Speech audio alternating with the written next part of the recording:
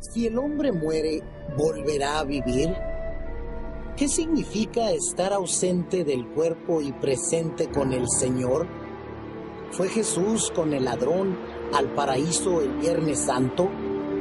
¿Claman en realidad las almas de los muertos debajo del altar? El pastor Bo responde a estas y otras preguntas en la serie extraordinaria Textos Difíciles sobre el estado de los muertos.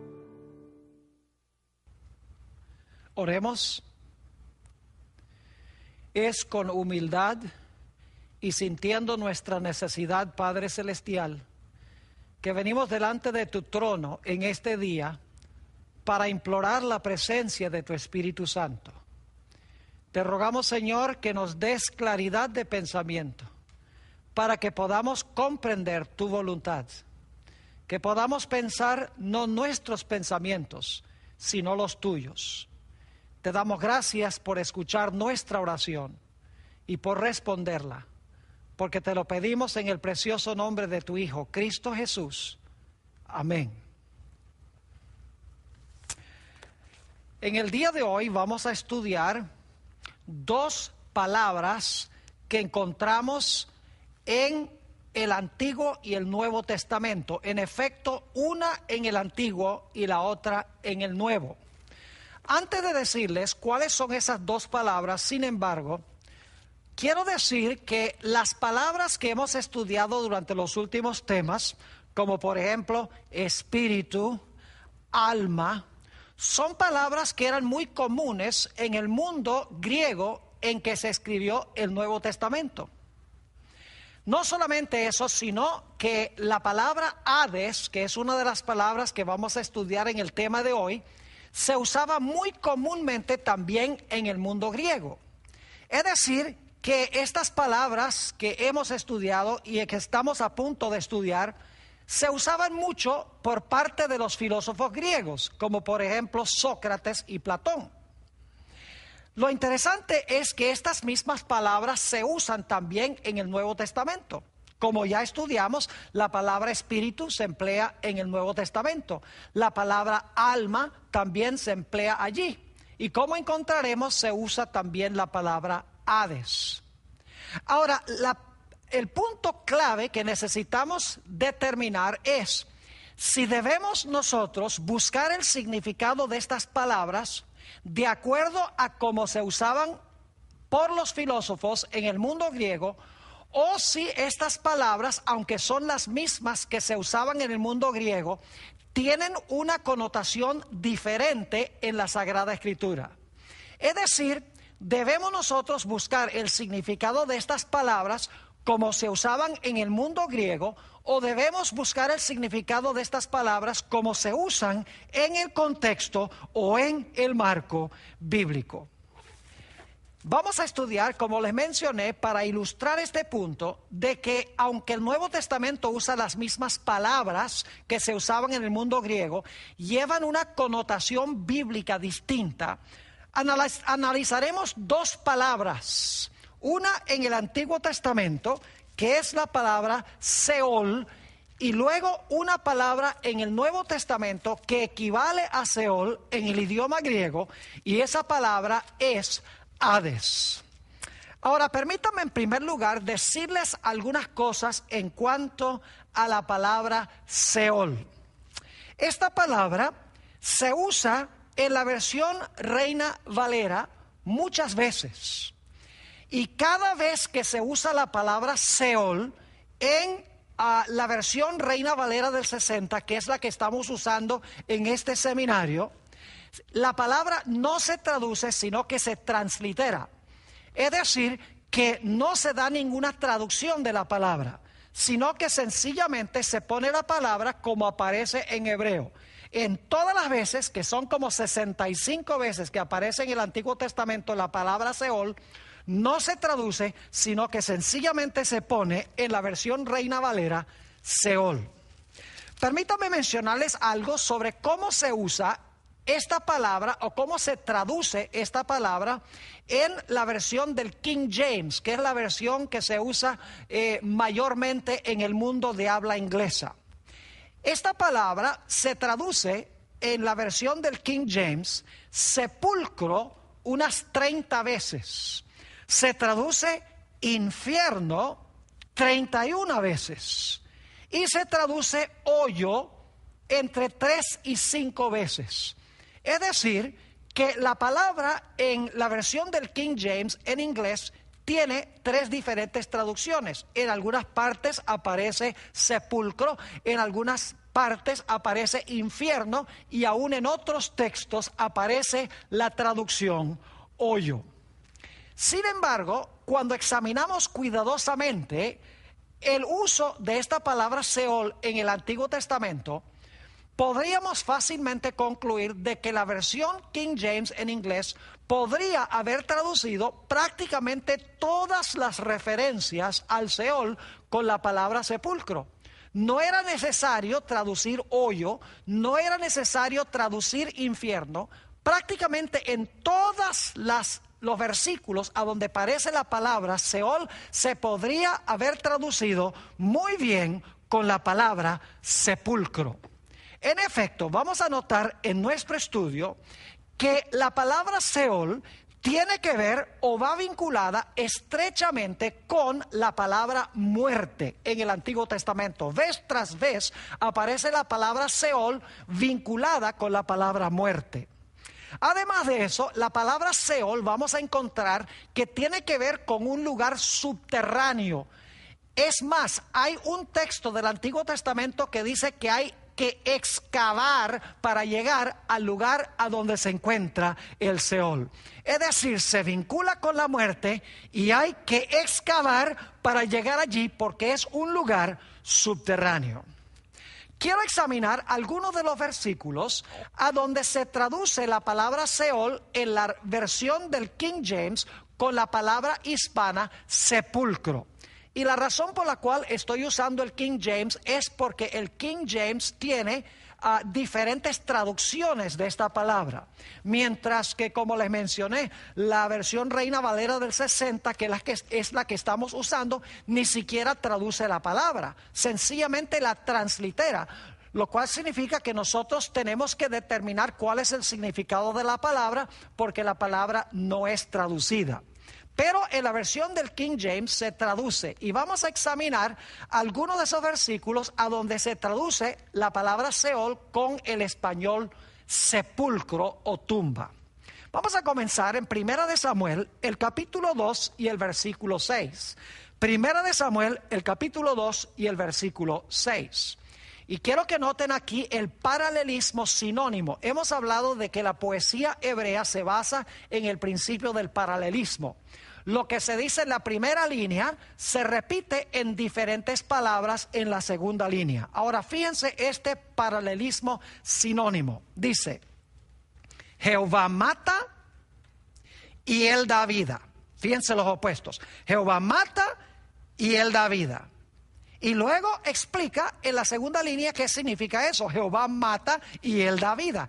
Explica, dice, él hace descender al Seol, que es lo que va paralelo con la expresión Jehová mata, y luego dice, y hace subir, que es sinónimo al hecho de que Dios da vida.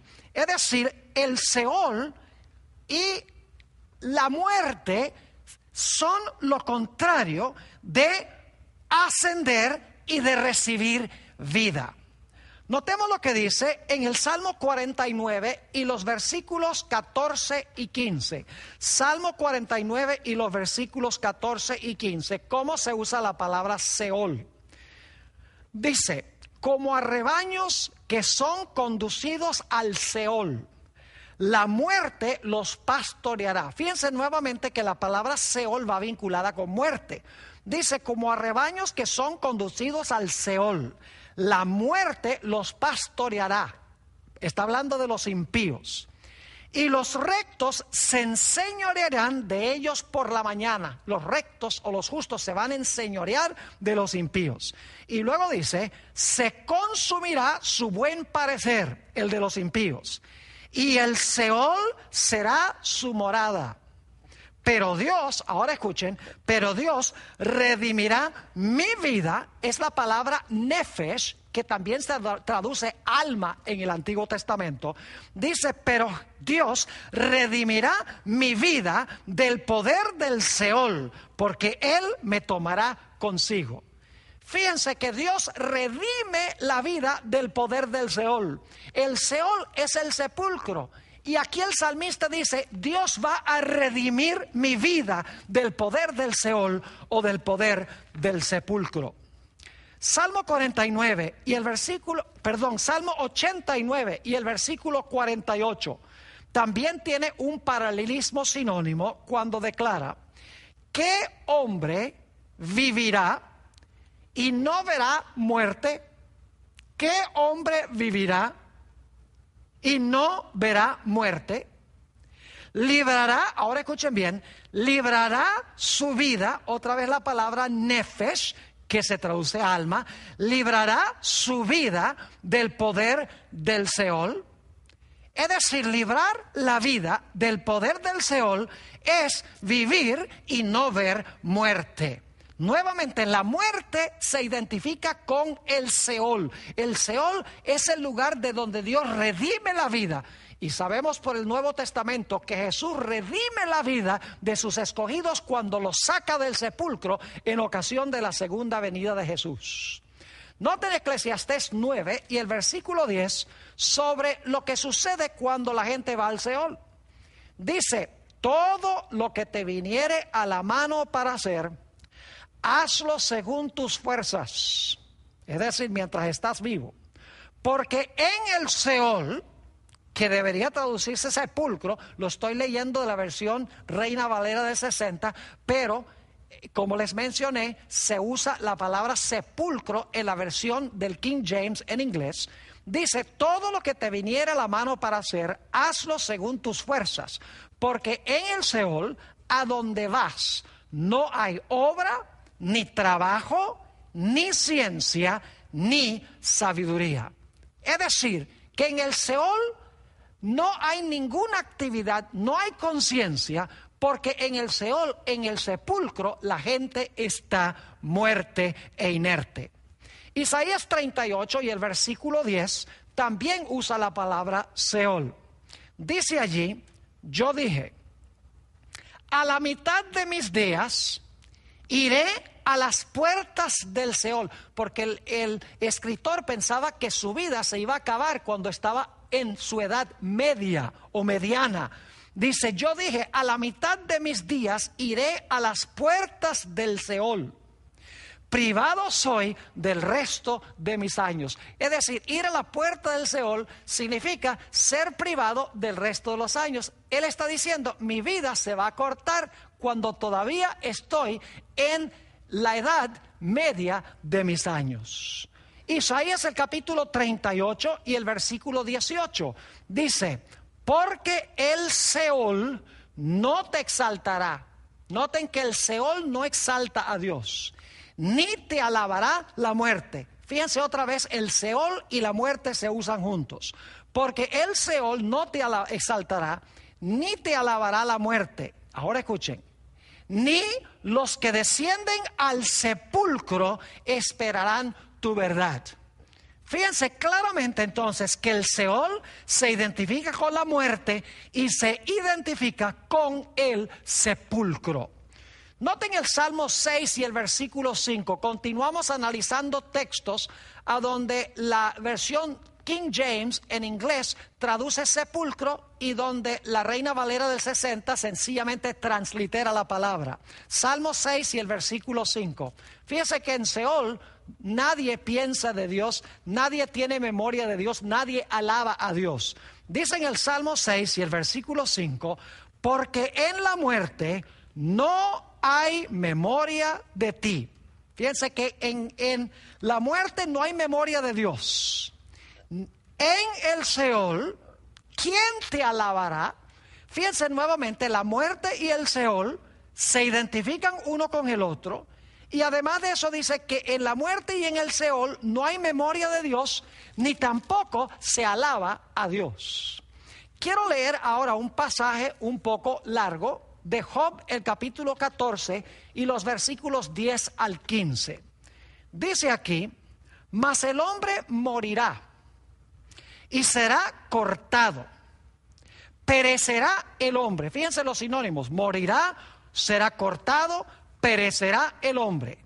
¿Y a dónde estará él? Es decir, cuando le pase esto, ¿a dónde estará? Dice, como las aguas se van del mar y el río se agota y se seca, así el hombre yace y no vuelve a levantarse. Fíjense que el hombre yace, dice aquí, es como un río de aguas que se seca, no queda agua. Ahora, ¿hasta cuándo va a estar en esa condición? Sigue diciendo, hasta que no haya cielo, no despertarán ni se levantarán de su sueño. Fíjense que en el Seol la gente duerme, según dice esto, como Jesús dijo en el Nuevo Testamento, que los que mueren van al sepulcro y duermen. Y luego dice, oh, ¿quién me diera que me escondieses en el Seol? Fíjense que si el Seol fuera el infierno, como muchos piensan, ¿por qué Job dice, ay, ojalá que tú me escondieras en el Seol? Él quiere ir al Seol porque está sufriendo terriblemente. Es decir, el Seol no puede ser el infierno si Job quiere ir allí.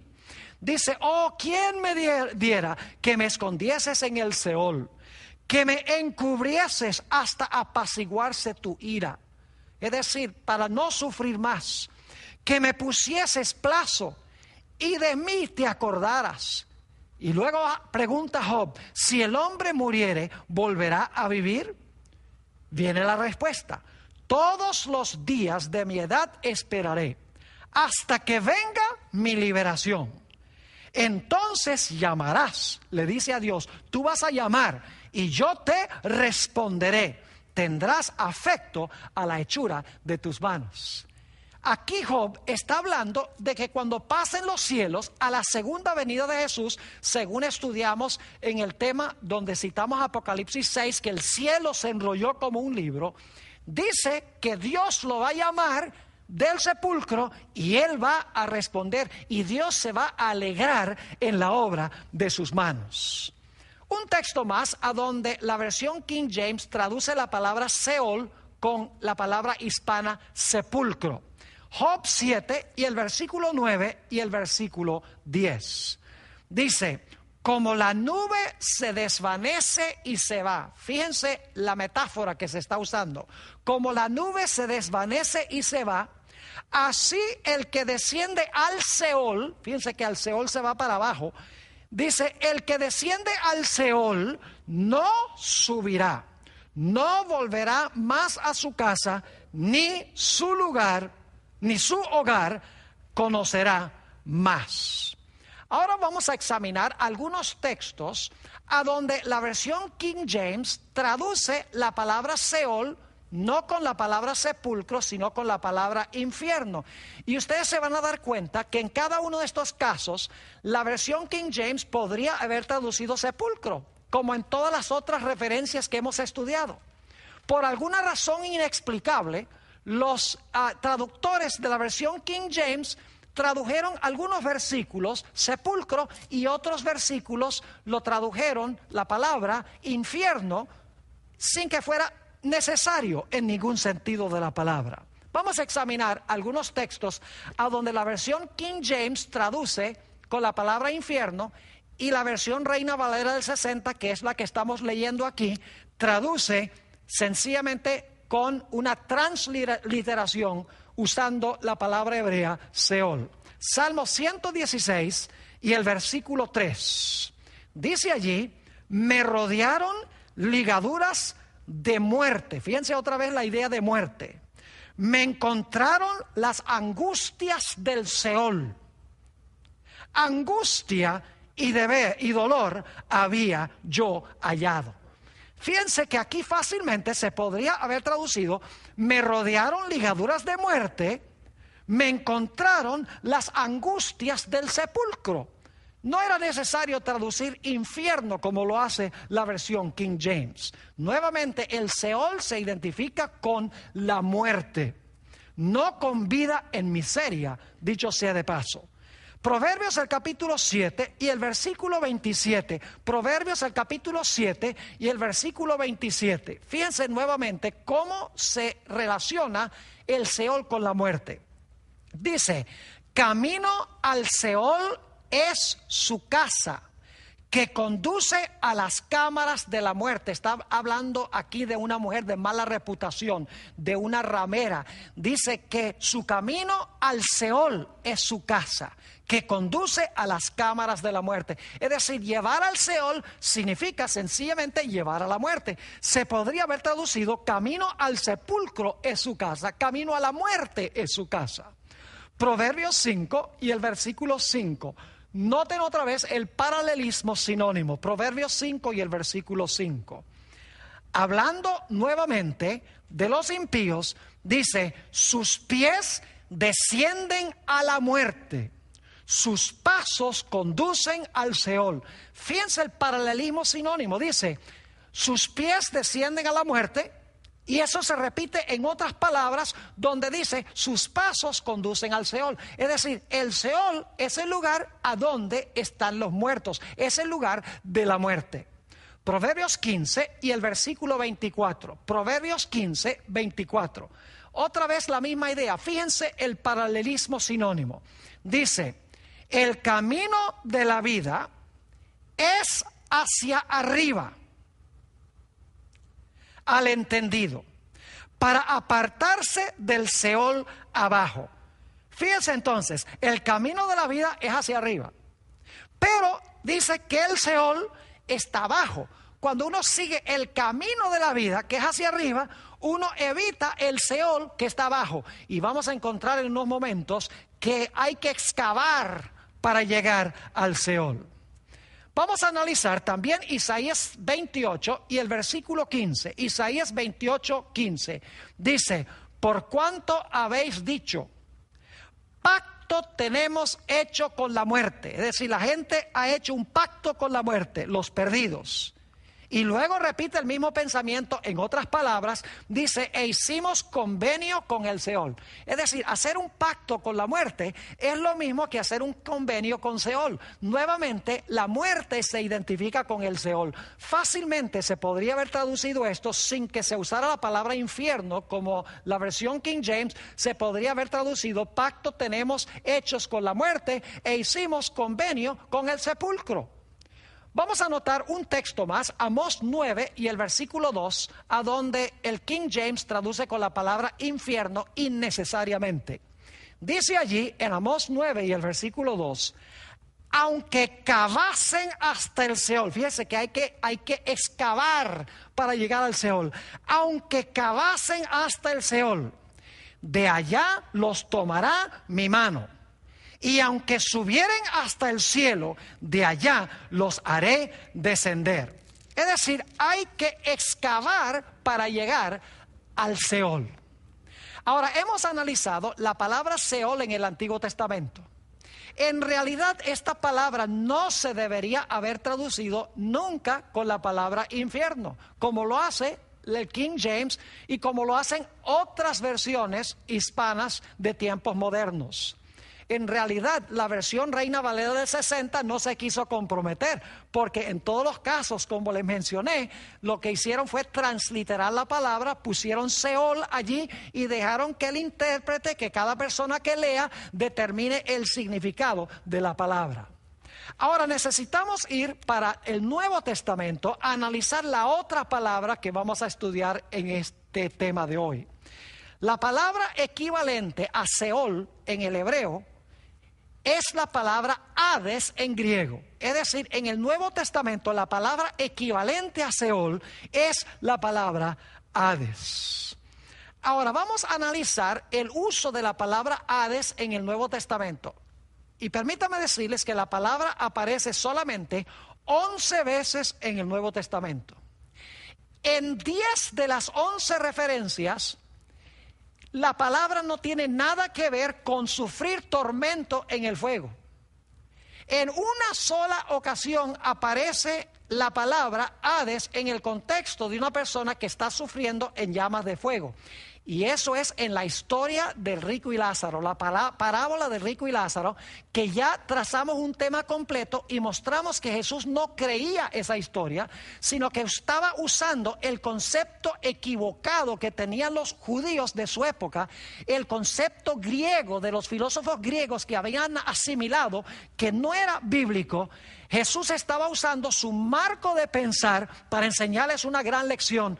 Es decir, Jesús en esa historia estaba usando la palabra Hades en la forma como los judíos de su época habían entendido mal el significado de la palabra como se usa en la Sagrada Escritura.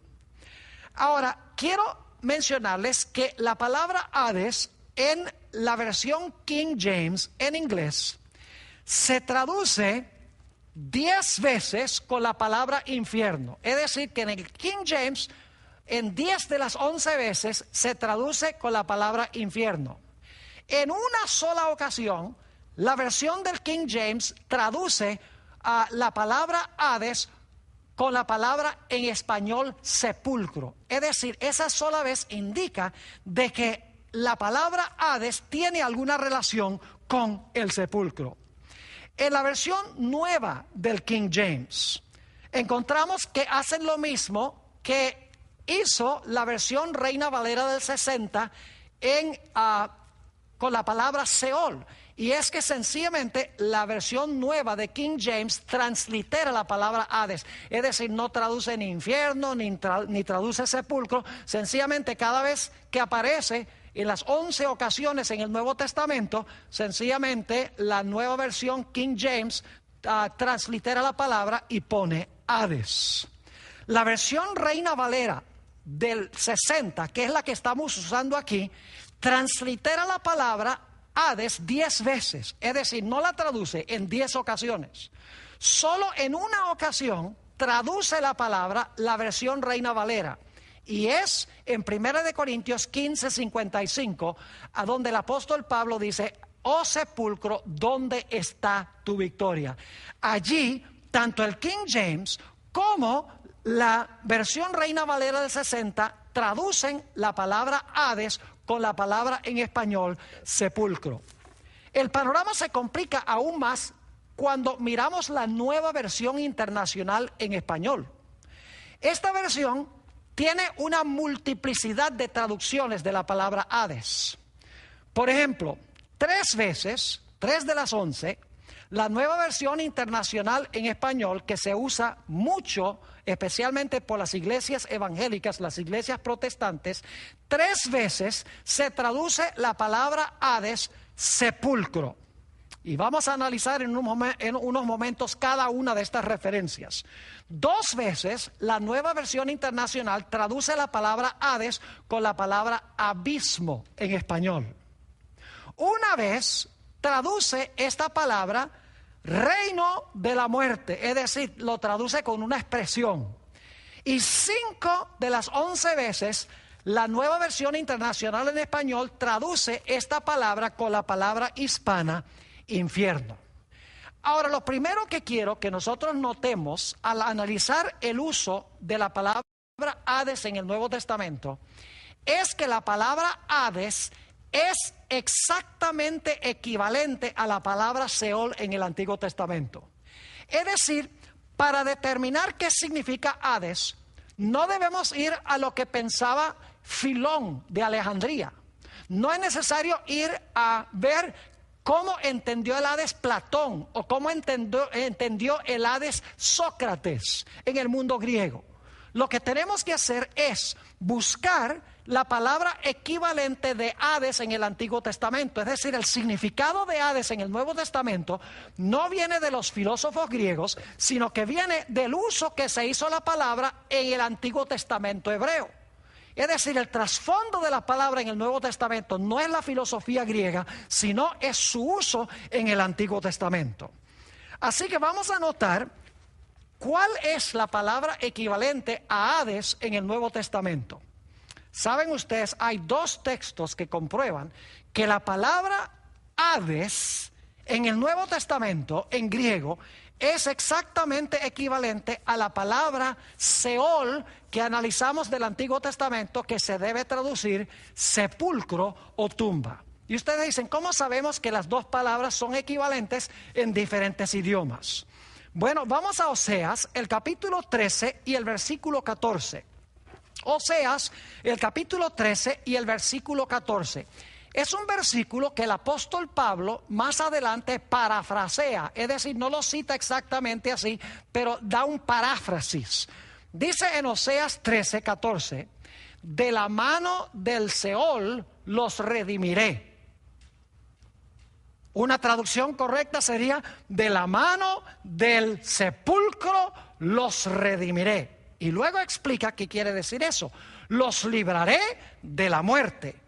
Y luego entonces, note lo que dice. Oh muerte, yo seré tu muerte y seré tu destrucción, oh Seol. Note nuevamente, muerte y Seol están conectados. Y Dios dice, oh muerte, yo seré tu muerte y seré tu destrucción, oh Seol. El apóstol Pablo en 1 Corintios 15, 54 y 55 hace referencia a este texto de Oseas. Pero en vez de usar la palabra Seol, usa la palabra Hades, sepulcro. Y como les mencioné, la nueva versión internacional y la versión Reina Valera del 60 y la versión King James, todos traducen la palabra Hades con la palabra hispana sepulcro cuando aparece en 1 Corintios 15, 55. Fíjense lo que dice el apóstol Pablo. Y cuando esto corruptible se haya vestido de incorrupción y esto mortal se haya vestido de inmortalidad, entonces se cumplirá la palabra que está escrita. Sorbida es la muerte en victoria. ¿Dónde está, oh muerte, tu aguijón? ¿Dónde, oh sepulcro, tu victoria? Fíjense que el apóstol Pablo está haciendo referencia al lenguaje de Oseas 13, 14. Y en Oseas se usa la palabra Seol, que Dios va a ganar la victoria sobre el Seol. Aquí el apóstol Pablo dice, oh sepulcro, ¿dónde está tu victoria? La palabra sepulcro aquí es Hades. Es decir, comparando Oseas 13:14 con 1 Corintios 15:55, nos damos cuenta que el trasfondo de Hades se encuentra en la palabra hebrea Seol, que se usa en el Antiguo Testamento, que ya vimos en el Antiguo Testamento que no significa infierno, sino que significa sepulcro. Pero hay otro texto en el Nuevo Testamento que nos ayuda a ver la conexión entre Seol y Hades. Vamos al Salmo 16 y los versículos 8 al 10. Salmo 16, 8 al 10. Esta es una profecía mesiánica, es decir, una profecía en cuanto a la venida de Jesús 1000 años después que David escribió esto. Dice en el Salmo 16, 8, a Jehová he puesto siempre delante de mí, porque está a mi diestra, no seré conmovido. Se alegró por tanto mi corazón y se gozó mi alma. Mi carne, aunque aquí está hablando de David, está dando las palabras que iba a hablar Jesús en su experiencia aquí en la tierra. Dice, mi carne también reposará confiadamente. Es decir, Jesús está diciendo 1000 años antes en esta profecía, mi carne reposará confiadamente. ¿Y por qué razón? Dice, porque no dejarás mi alma en el Seol. Esa palabra alma es la palabra nefesh. En realidad una mejor traducción, como hemos visto, sería, no dejarás mi vida en el Seol o en el sepulcro, ni permitirás que tu santo vea corrupción. Noten el paralelismo aquí. No dejarás mi alma en el Seol, ni permitirás que tu santo vea corrupción. ¿Se fijaron en el paralelismo sinónimo que tenemos aquí? Es decir, no dejarás mi alma en el Seol significa lo mismo que no dejarás a tu santo que vea corrupción. Entonces, quiero que noten que el Seol se identifica con corrupción.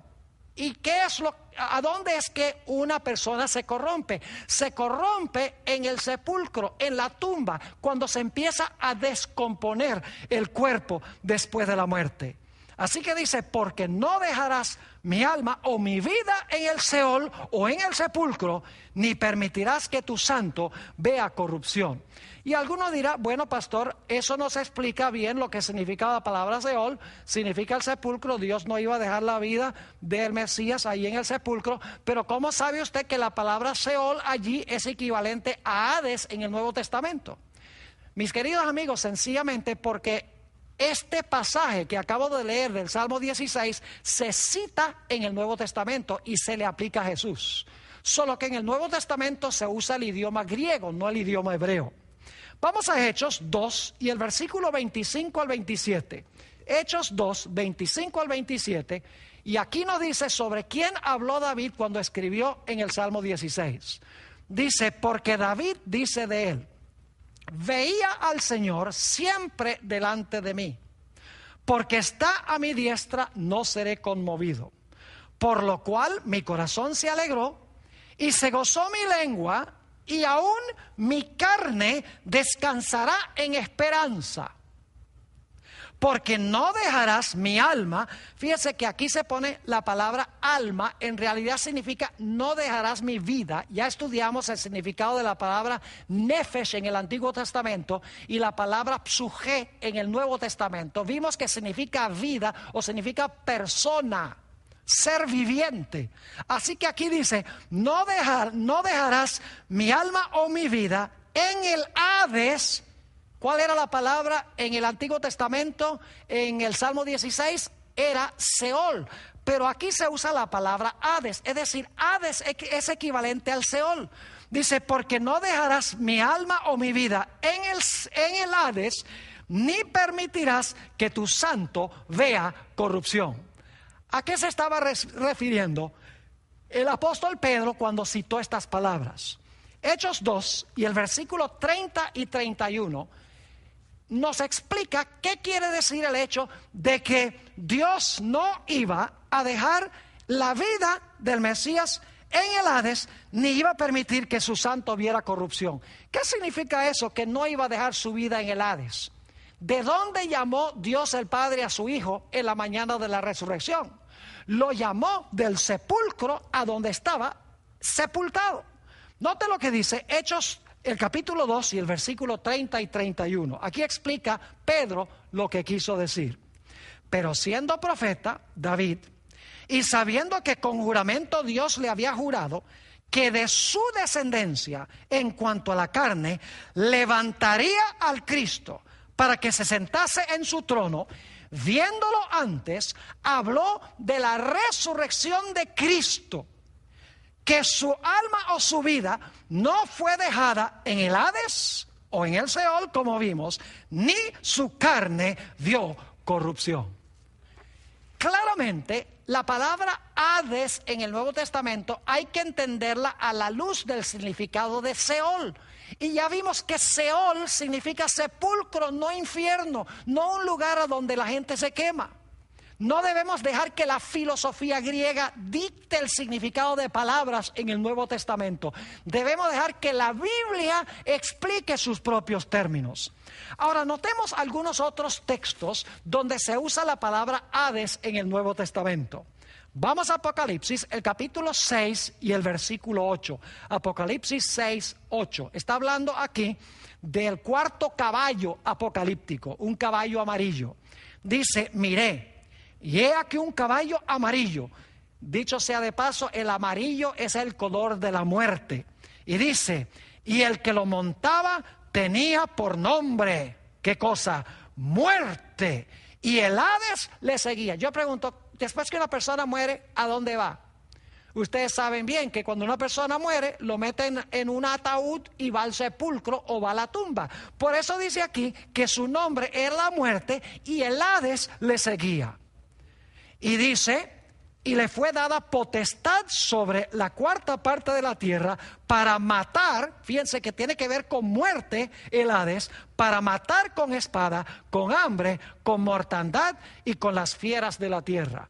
Nuevamente, El Hades se relaciona con la muerte como el Seol se identificaba con la muerte. Y dice claramente aquí que después de la muerte viene el Hades. Después de la muerte la gente va al sepulcro. Noten Mateo 16 y el versículo 18, a donde se usa también la palabra Hades. Aquí Jesús está hablando de que las puertas del Hades no iban a prevalecer contra su iglesia. Dice allí en Mateo 16, 18, y yo también te digo que tú eres Pedro, y sobre esta roca, está hablando de sí mismo, sobre esta roca edificaré mi iglesia. Jesús está diciendo, sobre mí yo voy a edificar mi iglesia, y las puertas del Hades no prevalecerán contra ella. Yo pregunto, ¿por qué razón es que las puertas del Hades o las puertas del sepulcro no iban a prevalecer contra la iglesia? Si ustedes siguen leyendo en Mateo 16, 21, solo unos pocos versículos después de este, dice allí que Jesús iba a Jerusalén, iba a morir e iba a resucitar el tercer día. Es decir, la razón por la cual las puertas de la muerte, y muchas versiones traducen las puertas del infierno, pero en realidad se puede traducir las puertas del sepulcro, no iban a prevalecer contra la iglesia. ¿Por qué razón? Porque el Señor Jesucristo murió y resucitó. Y aunque los miembros de su iglesia mueran, los que son muertos en Cristo van a ser resucitados por Cristo Jesús. Por eso es que las puertas de la muerte y el sepulcro no iban a prevalecer contra la iglesia. Noten también Lucas 10 y el versículo 15, otro uso de la palabra Hades. Está hablando Jesús de algunas ciudades de los hebreos que lo rechazaron cuando él predicó el evangelio en su primera venida.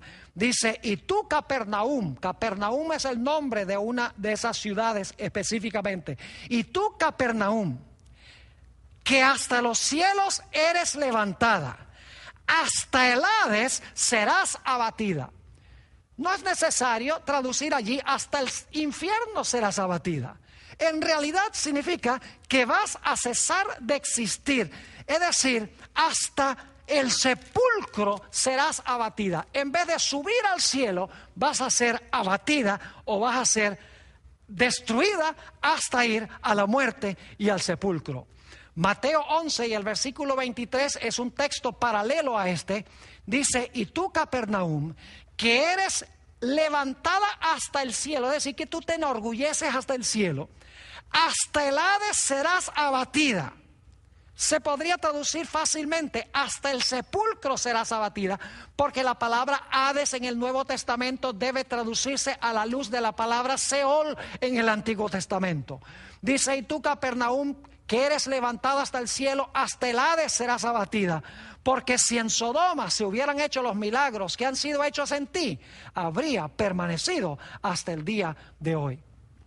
Ahora quiero que notemos dos características en cuanto al sepulcro. El Salmo 115 y el versículo 17 nos da una de esas características.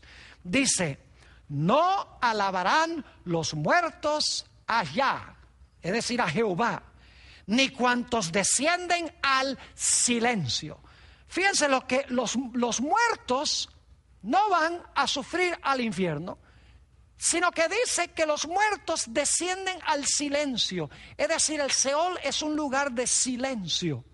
Noten Job 17, 13 y 14, la segunda característica en cuanto a la muerte. Dice Job, si yo espero, el Seol es mi casa. Haré mi cama en las tinieblas. Oh, el sepulcro también es un lugar de tinieblas. Dice, a la corrupción he dicho, mi padre eres tú, a los gusanos, mi madre y mi hermana. Fíjense todas las descripciones que tenemos en este versículo.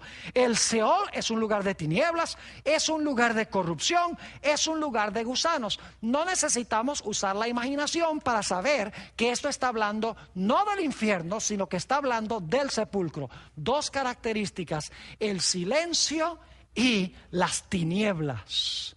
¿Saben ustedes que no hay un lugar más silencioso y más oscuro que estar 6 pies debajo de la tierra?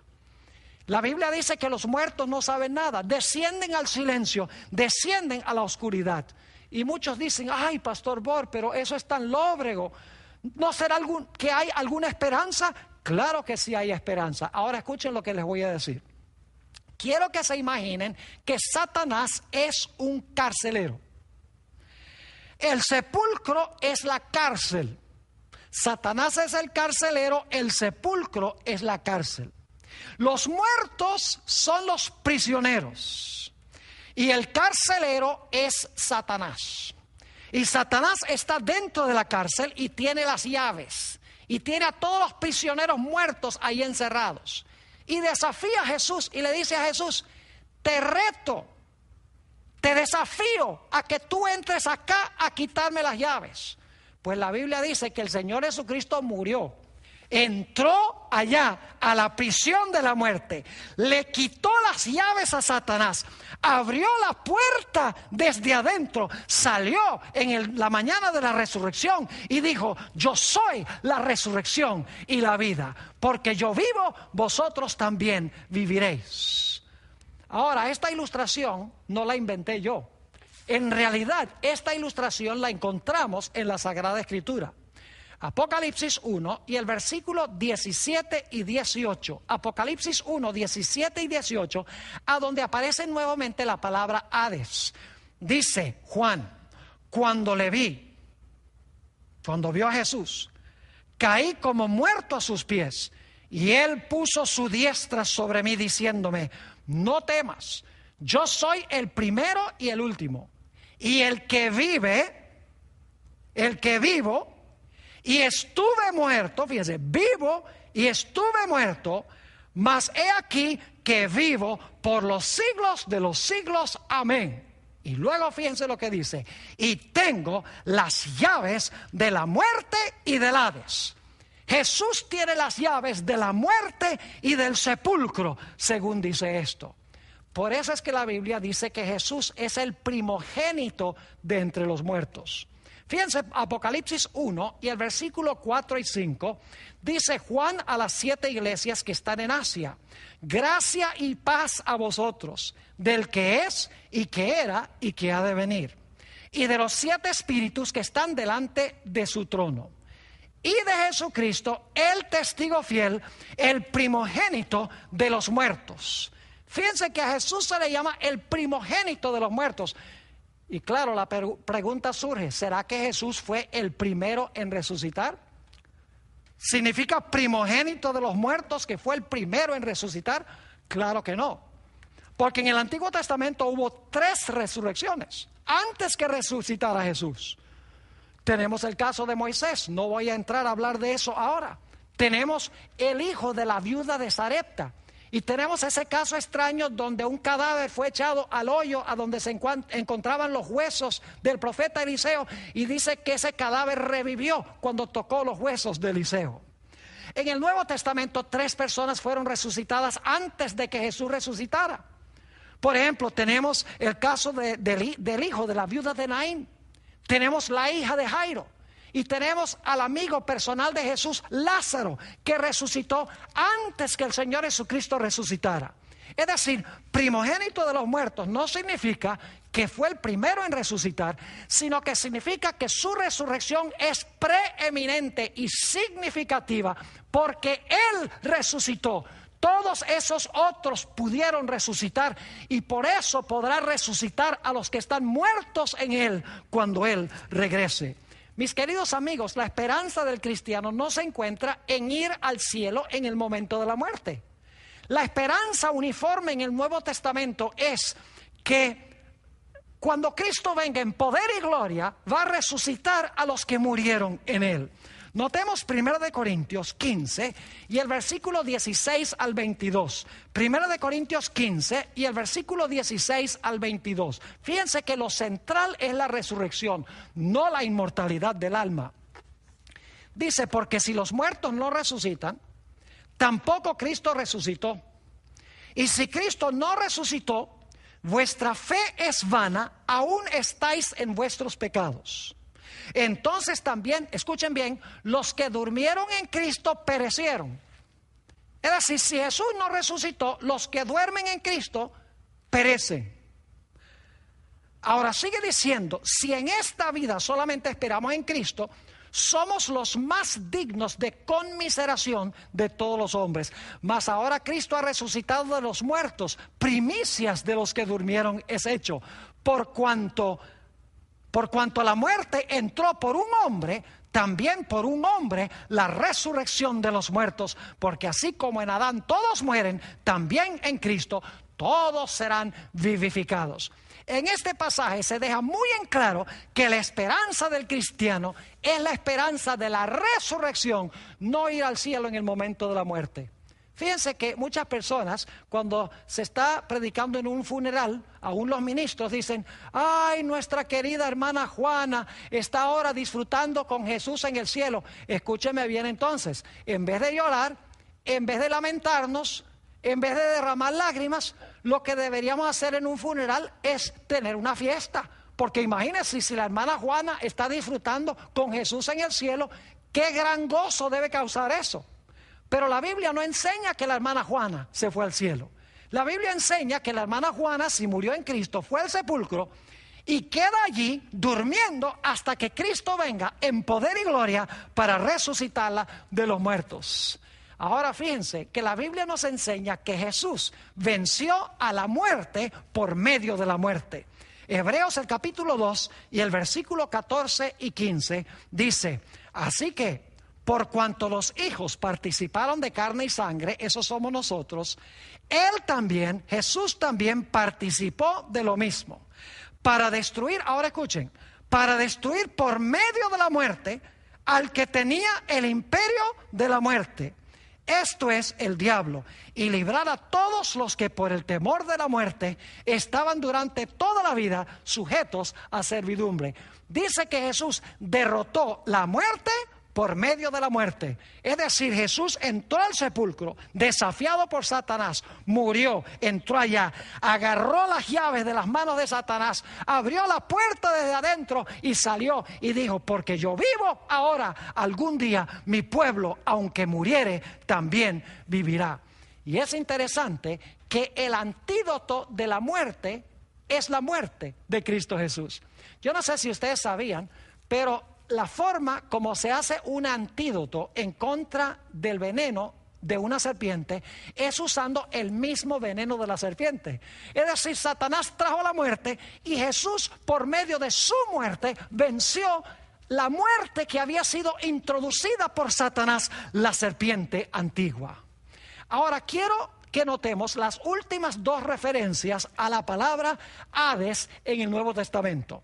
Estos dos usos de la palabra Hades tienen que ver ya con el final de la historia después de los 1000 años. Apocalipsis 20 y el versículo 13 al 15.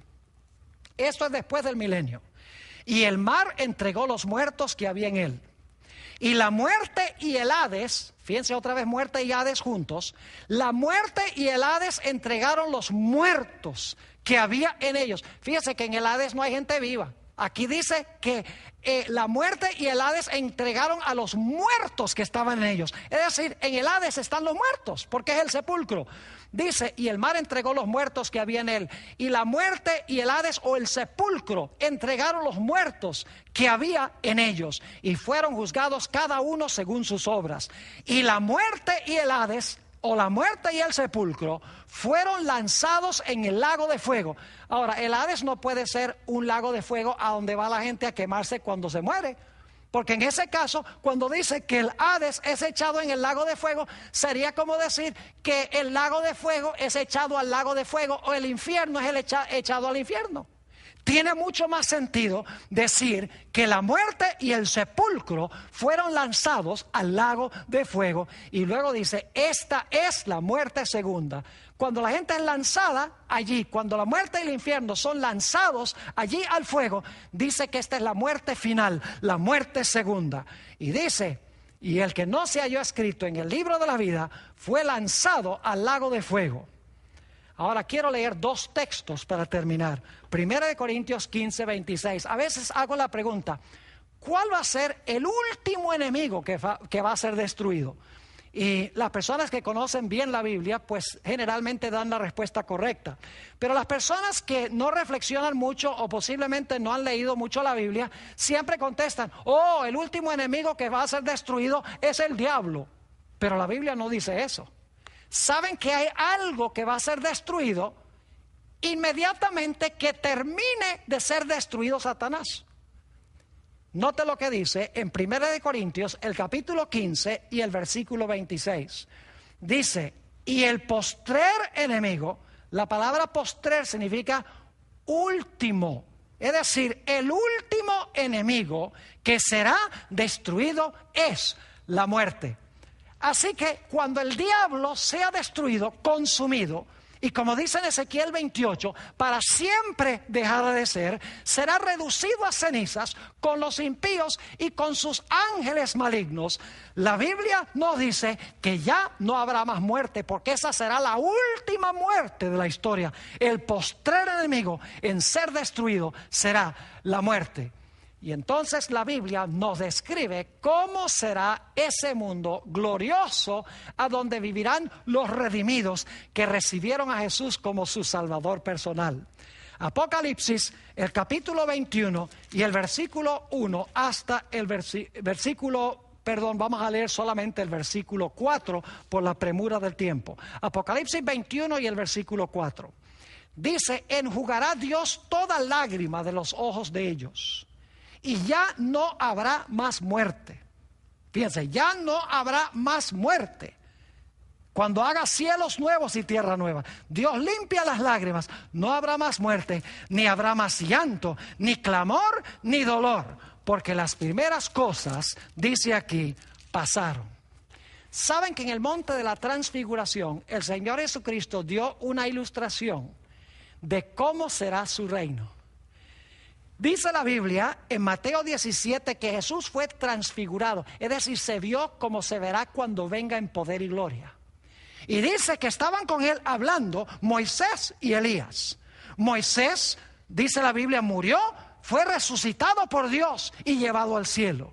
Elías, por el otro lado, fue llevado al cielo de entre los vivos. Tenemos dos grupos representados en esos dos hombres. En primer lugar, los que mueren en Cristo y son resucitados cuando Jesús venga en gloria. Y Elías representa a los que serán trasladados al cielo de entre los vivos. En el monte de la transfiguración se vio un reino de Cristo en miniatura. Y el que da la esperanza a los que están vivos y a los que están muertos cuando Jesús venga es Cristo Jesús, quien viene en poder y gloria, toca la trompeta y llama a sus hijos del Hades, del Seol, los llama del sepulcro y dice, despertaos, despertaos los que dormís en el polvo de la tierra. Oh, mi querido amigo, ojalá que tú hayas aceptado a Jesús como tu Salvador, para que estés en Cristo y si llegases a morir, puedas resucitar cuando Jesús venga.